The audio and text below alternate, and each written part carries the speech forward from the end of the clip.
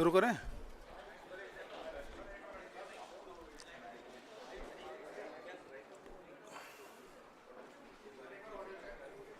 Hello hello 1 2 3 4 5 6 7।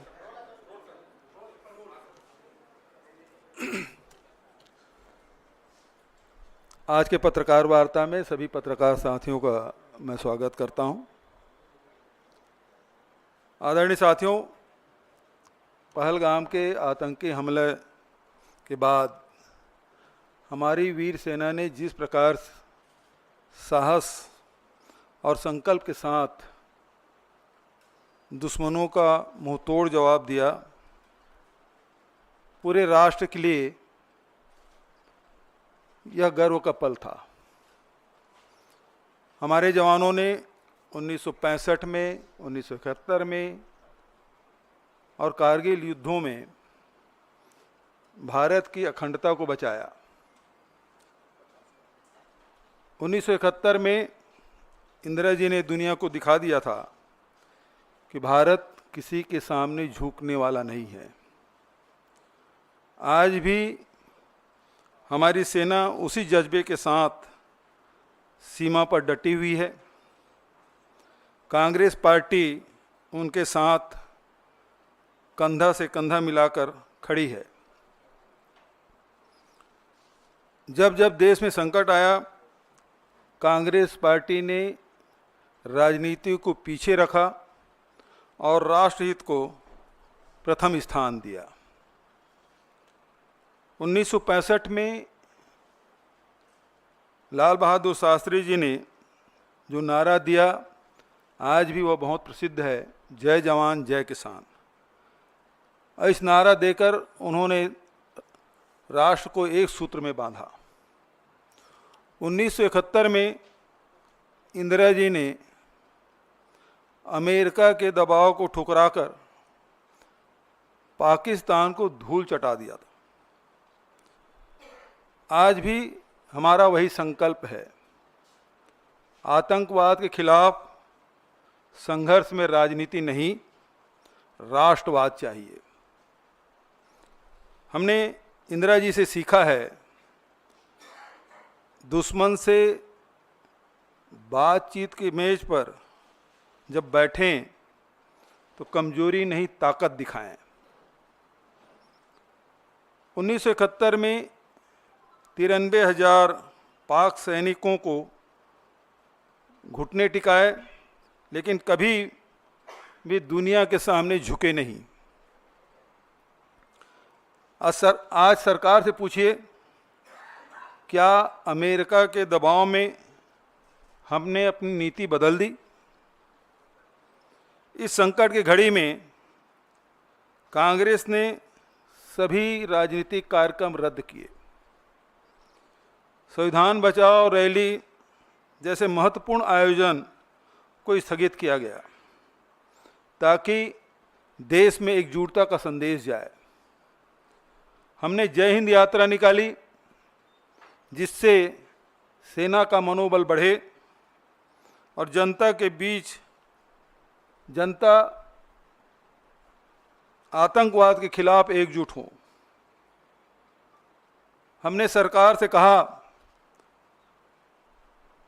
चाहे जितना बड़ा संकट आए, कांग्रेस आपके साथ है। जब पूरा देश सेना के साथ खड़ा था, भाजपा नेता ट्विटर पर यूपीए एनडीए की तुलना करके मुद्दे को राजनीतिक रंग देने में लगे थे। उनके नेता हमने सर्जिकल स्ट्राइक किया, कांग्रेस ने कुछ नहीं किया। जैसे ट्वीट करके सेना की बहादुरी को अपनी उपलब्धि बताने की कोशिश की। सवाल है, क्या सेना के बलिदान को चुनावी बयानबाजी में इस्तेमाल करना उचित है? एक भाजपा नेता ने ट्वीट किया, कांग्रेस के समय में आतंकवादियों को माफी मिलती थी, मोदी जी ने सीमा पर सबक सिखाया। यह झूठ है।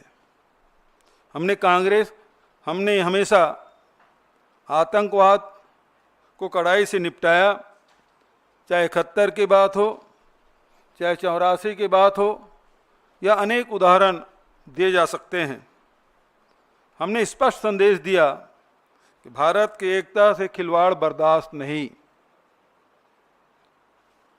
कांग्रेस ने पूरे देश में जय हिंद यात्रा निकाली, जो सशस्त्र बलों के पराक्रम को सलाम और आतंकवाद पीड़ितों को श्रद्धांजलि देने की मुहिम। यह यात्रा सेना की वीरता को याद करते हुए समाज में मेलजोल और राष्ट्रीय एकता बढ़ाने का माध्यम भी बनी। दूसरी तरफ भाजपा एक राष्ट्र संकट वाली स्थिति में भी राजनीति करती रही। उसके बाद भी कांग्रेस पार्टी सरकार के साथ खड़ी रही, क्योंकि हम देश के हित की बात करते हैं। अब हम पारदर्शिता की मांग करते हैं। अमेरिकी राष्ट्रपति ने अचानक युद्ध विराम की घोषणा की। क्या भारत सरकार की कूटनीतिक नाकामी नहीं है? जनता जानने के हकदार हैं। क्या हमने तीसरे पक्ष के हस्तक्षेप को स्वीकार कर लिया? पाकिस्तान से वादे क्या लिए, ये भी हमें जानने का हक है। जनता जानना चाहती है। कांग्रेस की मांग मैं फिर से दोहरा देना चाहता हूं, जो राहुल जी और खड़गे जी ने पत्र लिखकर कहा कि संसद की विशेष सत्र बुलाई जाए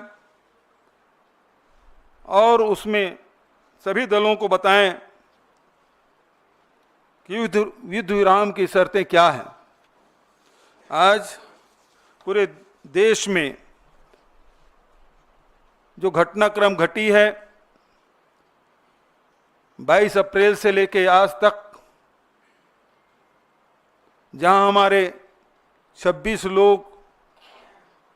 लोगों की जान गई, पूरा देश उद्वेलित था कि आतंकवाद को समाप्त कर दिया जाए, और उस दिशा में कांग्रेस पार्टी ने भी समर्थन दिया। सरकार जो भी कदम उठाए, हम उनके साथ हैं। सरकार ने कदम भी उठाए, सेना से एक खुली छूट उन्होंने दी, और हमारे सेना ने आतंकी ठिकानों को नेस्त नाबूद किया। लेकिन उसके बाद जिस प्रकार से ट्रंप का जो ट्वीट आया है, वो सब हम सबको चौंकाने वाला है। सभी अचंभित हैं, और इससे बहुत सारे सवाल हम सब के मन में हैं। क्या हमने ट्रंप के जो बयान आए, उससे हमने मध्यस्थता स्वीकार कर ली? क्या शिमला समझौता अब रद्द हो गए? हम लड़ाई आतंकवाद के खिलाफ लड़ रहे थे, यहाँ कश्मीर इस मामले में बीच में आ गया। ये बहुत सारे सवाल हैं, और इसलिए कांग्रेस पार्टी ये मांग करती सरकार से कि ऑल पार्टी मीटिंग बुलाए और संसद के विशेष सत्र बुलाए जाए, ताकि स्थिति स्पष्ट हो सके। जनता जानना चाहती है, और ये जो शंका के जो माहौल बना हुआ है, वो बादल छटना चाहिए कि सरकार ने क्या वर्षों से चली आ रही हमारी जो रणनीति है, उसे बदल दिया गया है। ये जानना चाहती है। आप लोगों की तरफ से कोई सवाल हो तो सादर आमंत्रित।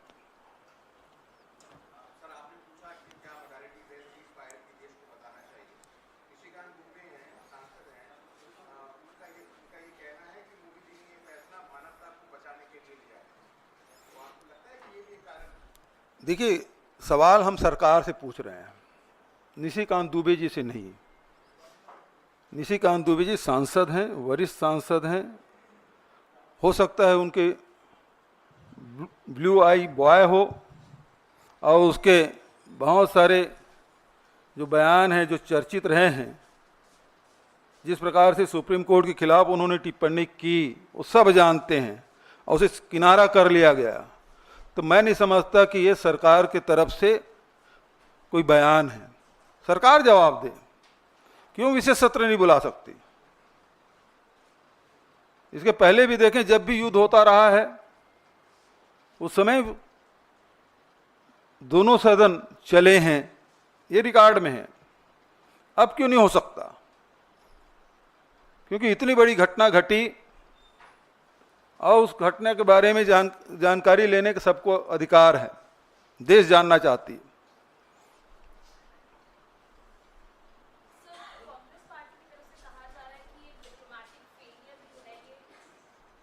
डिप्लोमेटिक फेलियर है सरकार का।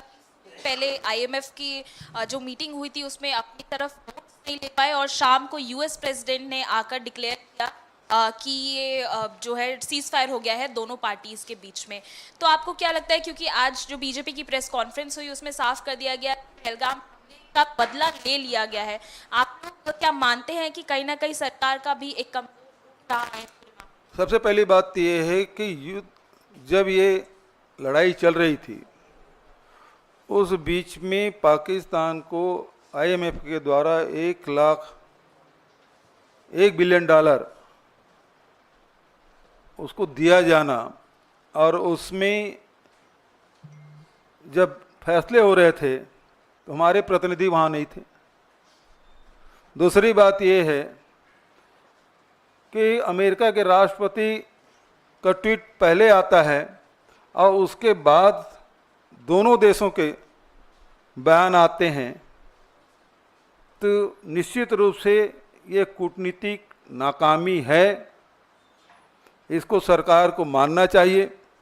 दूसरी बात, जो अभी आपने भाजपा के प्रवक्ता के जो बात आपने की, तो सवाल ये उठता है कि हमने बदला ले लिया, ये जो वाक्य है इसमें बहुत सारे सवाल उठते हैं। क्या वो 4 या 5 आतंकी आए थे जो 26 लोगों की जान लेके चले गए, वो पकड़े गए या मारे गए? इसका उत्तर आना बाकी है। दूसरा, जब सरकार ने इसे चूक मान ली है तो जिम्मेदारी किस पे ठहराया जा रहा है? कौन उसकी जिम्मेदारी लिया, उसके लिए क्या उसकी सजा मुकर्रर की गई? क्या गृह मंत्री जी इस्तीफा दे रहे हैं?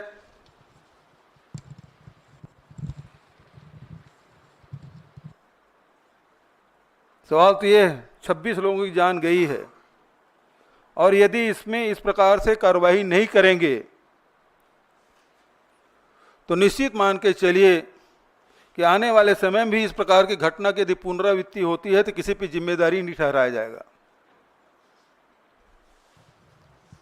इसलिए बहुत जरूरी है कि सरकार बताए कि 4 आतंकवादी मारे गए या नहीं, पकड़े गए या नहीं, और ये जो चूक हुई है जब स्वीकार कर लिया है तो उसके लिए जिम्मेदार कौन है, उसे क्या सजा दी जा रही है?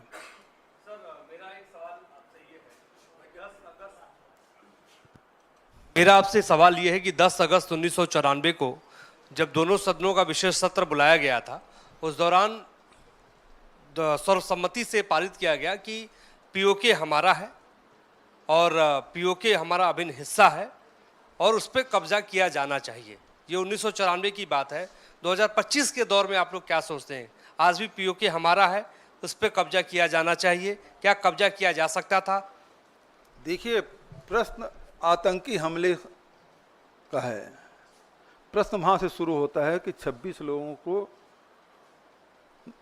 धर्म पूछ के मार डाला गया और आतंकवाद समाप्त करने के लिए ये लड़ाई जंग छिड़ी। अब ये बात आए कि पीओके को हमें कब्जा करना चाहिए। देश का मूड तो यही था, सब लोग चाहते थे कि बदला लेने के सबसे अच्छा अवसर है, और मीडियम चल भी रहा था। कोई इस्लामाबाद पहुंच गए थे, कोई कराची पहुंच गया था, कोई रावलपिंडी में कब्जा कर लिया था। तो जनता तो यही मानेगी कि ना ये जो दिखाया जा रहा है वही सही है, तो पीओके कब्जा कर ही लेना चाहिए। और जब 1994 में आपने इसे पारित कर लिया है और देश ने माना पीओके हमारा है, और शिमला समझौते में भी द्विपक्षीय बात हुई थी, अब इस लड़ाई के बाद तो ये है कि तीसरा पक्ष तीसरे निष्पक्ष जगह में जाके आपको चर्चा करनी है। तो ये तो बहुत ही हम लोगों के लिए दुखद एक घटना है, और ये शर्तें जो है हम सब के लिए बहुत ही शर्मनाक हैं। आम जनता जो आम सेंटीमेंट है वो बहुत भार पर है, और उनको लग रहा है कि हमारा जो देश है उसकी जो मनोभावना थी उसके साथ खिलवाड़ हुआ है।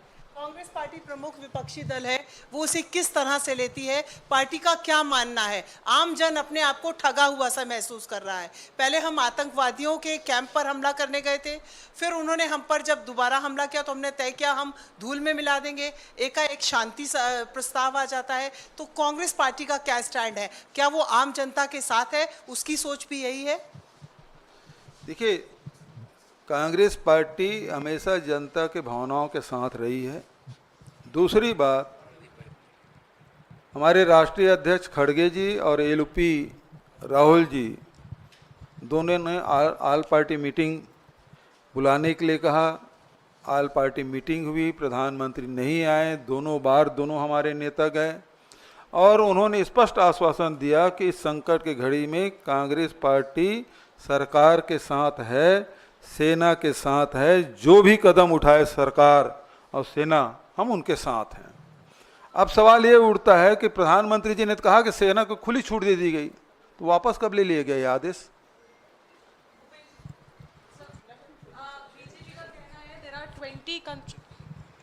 बीजेपी का कहना है कि 20 कंट्रीज जो है उन्होंने सपोर्ट किया है इंडिया को, लेकिन आईएमएफ का लोन तो दे दिया गया पाकिस्तान को। तो कहीं ना कहीं आपको लगता है हमारी फॉरेन पॉलिसी फेल हो गई इस बार?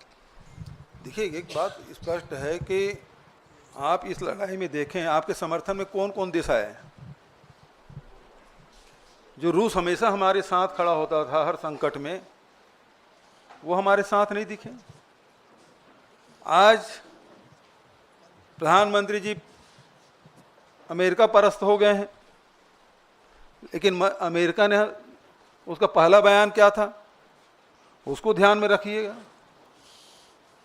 तो आज हमारे साथ न पड़ोसी देश हमारे साथ हैं, न विश्व में हमारा कोई साथ देने वाला, स्पष्ट रूप से जब संकट आया तो खड़ा होने वाला कौन सा देश हुआ। जबकि नॉन अलाइनमेंट जब मूवमेंट चला, नेहरू जी से लेके इंदिरा जी और राजीव तक कितने देश हमारे साथ खड़े होते थे, और आज हमारे पड़ोसी देश भी हमारे साथ नहीं खड़ा हो रहा है। वकील साहब इधर।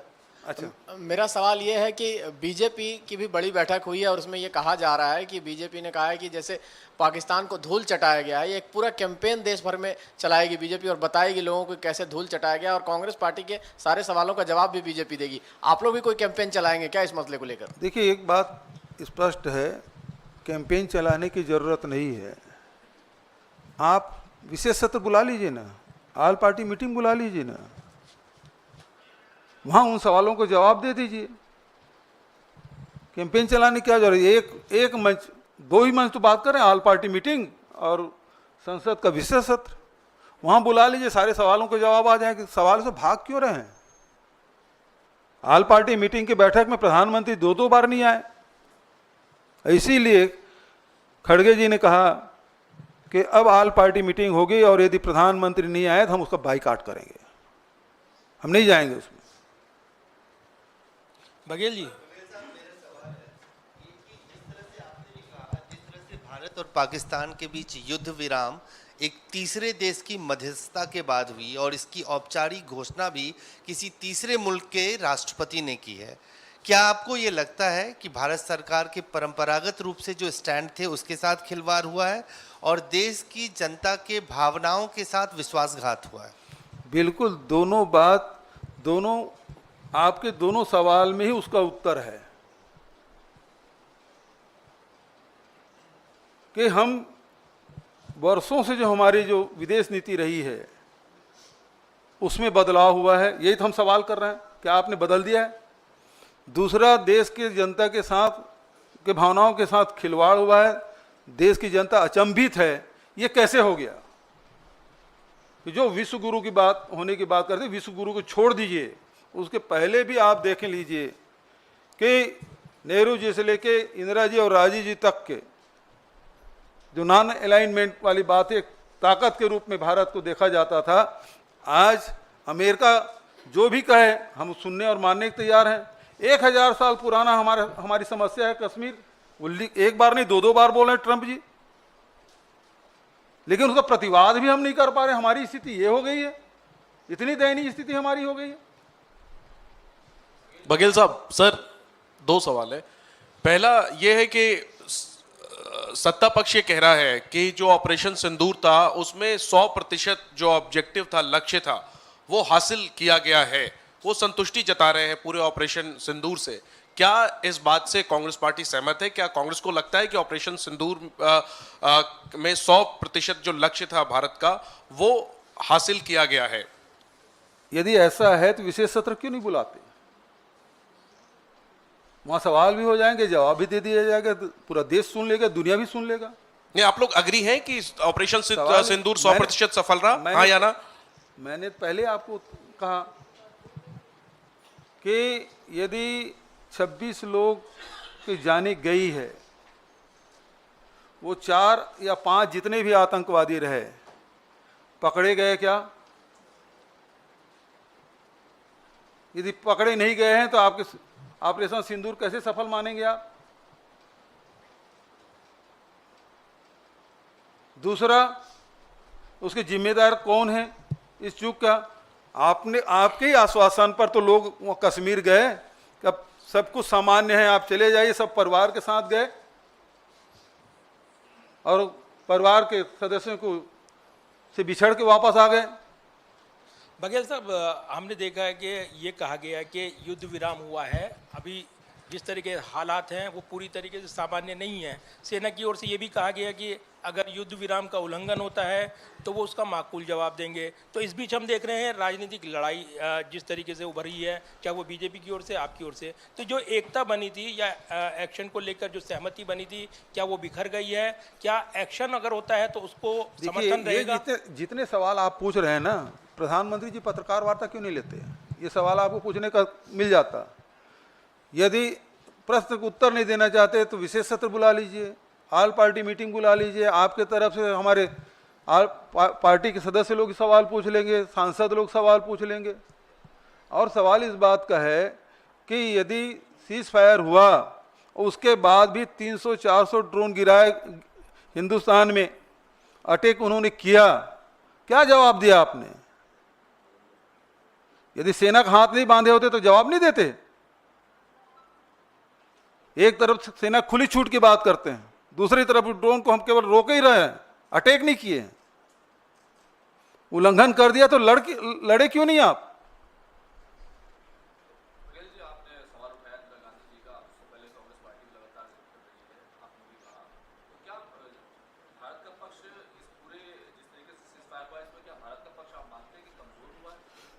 देश अपने आप को ठगा हुआ महसूस कर रहे हैं, अपमानित महसूस कर रहे हैं, शर्मिंदित हैं। जिस प्रकार से ट्रंप ने जो घोषणा की है, जो हमारा मस्तक है वो झुका है, इसीलिए तो हम विशेष सत्र की मांग कर रहे हैं। ठीक है, थैंक यू।